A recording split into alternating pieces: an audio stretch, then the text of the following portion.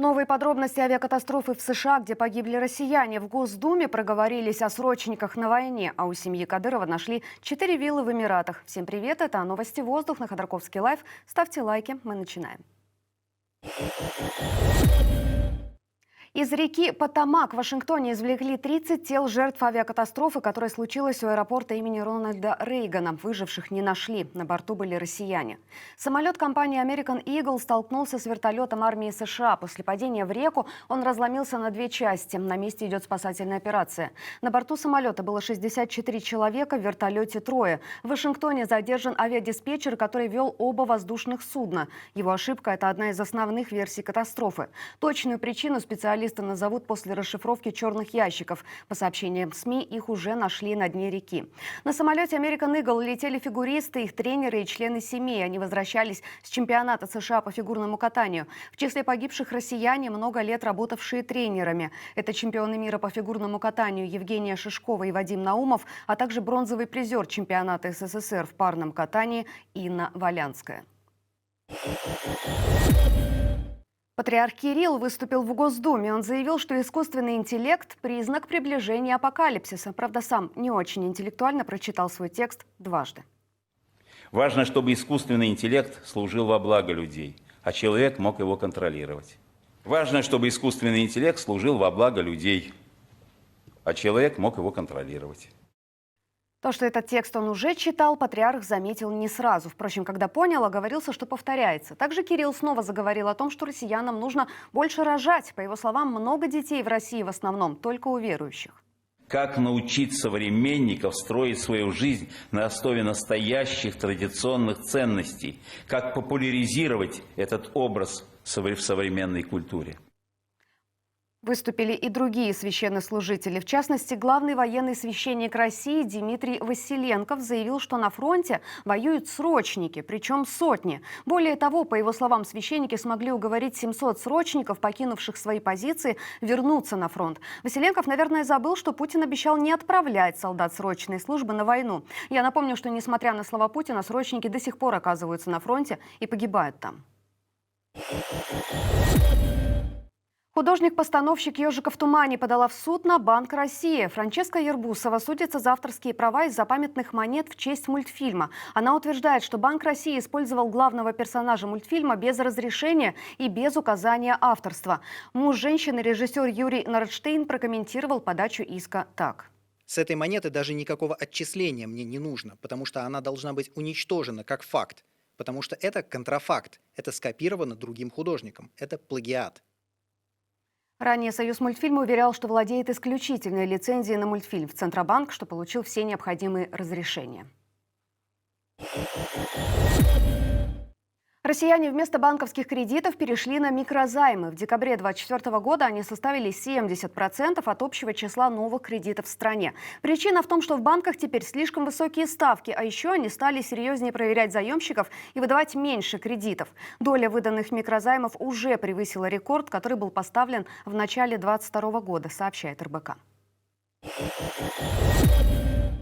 Беженец-пенсионер из занятой ВСУ Суджи раскритиковал власти региона, Генштаб и режим КТО в области. По его мнению, это все-таки настоящая война. А то, что там война идет, не КТО. Нет, это не КТО. Если бы это было КТО, тогда бы были хотя бы названы имена террористов. Николай Скрынник опубликовал несколько подобных комментариев в соцсетях. В одном из них он обвиняет власти, в том числе федеральные, в молчании о проблемах беженцев. Власти молчат. Местные власти не знают, что говорить. А федеральные власти не хотят ничего говорить. Пенсионер считает, что люди в Курской области никому не нужны. Но это, наверное, определяет, говорит о приоритетах государства, где люди, а где прибыли. Мы сейчас живем никому не нужные. Кроме того, власти заставляют беженцев отказаться от права собственности на землю в уничтоженных городах и селах, сказал пенсионер. Он назвал это воровством. Так спрашивается, за что у меня забрали пол-гектара земли по сравнению с тем человеком, который жил в квартире? За что меня ограбили? По мнению пенсионера, виноват в потере контроля над Суджей Генштаб, и он должен возмещать ущерб. Мы все это потеряли. в силу безответственности нашего руководства и Генерального штаба. Все. И пускай меня обвиняют, что я кого-то дискредитирую, но это так оно и есть. У двоюродного брата Рамзана Кадырова нашли 4 виллы в Дубае. Одна из них была неофициальным посольством Чечни, пишет издание «Важные истории».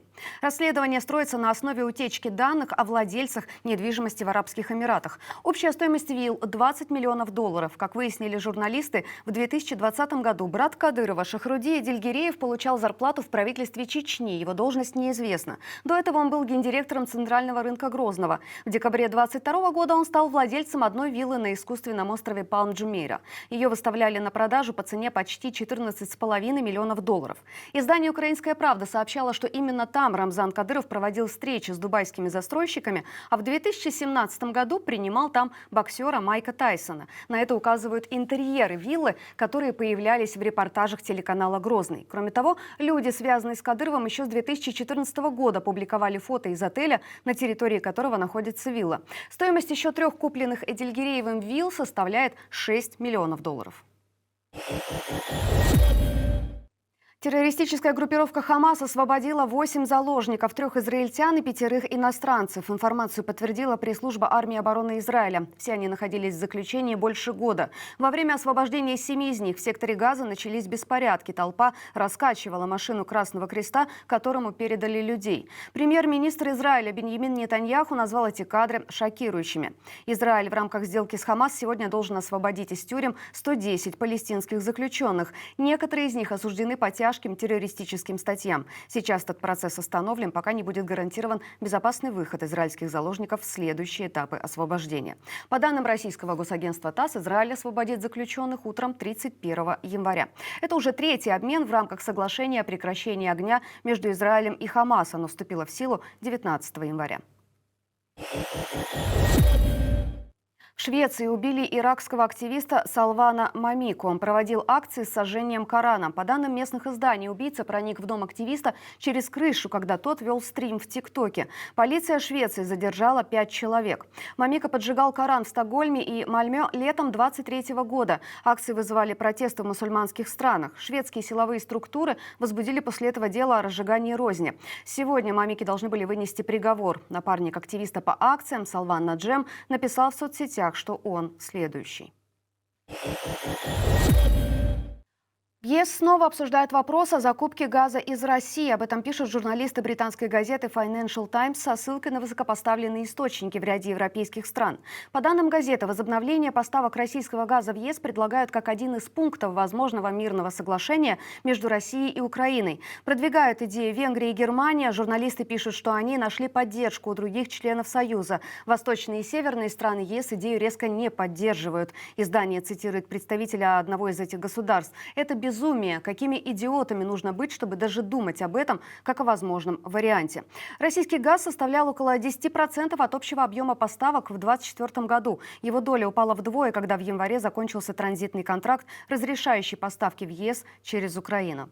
Это были главные новости к данному часу. Оставайтесь на нашем канале, смотрите другие видео, подписывайтесь и ставьте лайки. А также подписывайтесь на наш телеграм-канал. Мы дублируем там все выпуски, в том числе в аудиоформате. И главное, берегите себя.